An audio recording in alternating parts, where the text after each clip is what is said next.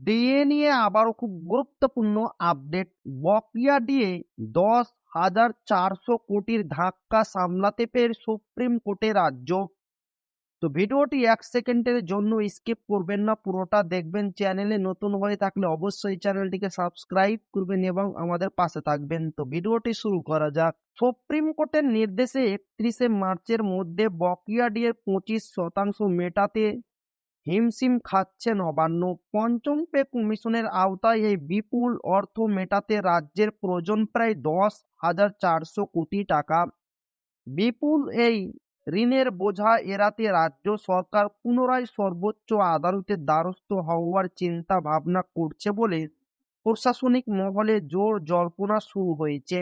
মুখ্য সচিবের নেতৃত্বে গঠিত 5 সদস্যের কমিটি বর্তমানে আদালতের রায় পর্যালোচনা করছে।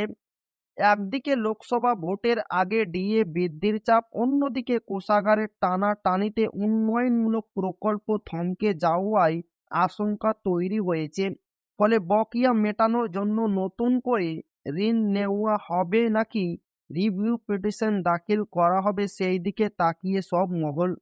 তো এই ছিল ডিএনএ খুব গুরুত্বপূর্ণ আপডেট যা আপনাদের মাঝে শেয়ার করলাম। তো আবারও দেখা হবে ডিএ রিলেটেড খুব গুরুত্বপূর্ণ ভিডিওতে।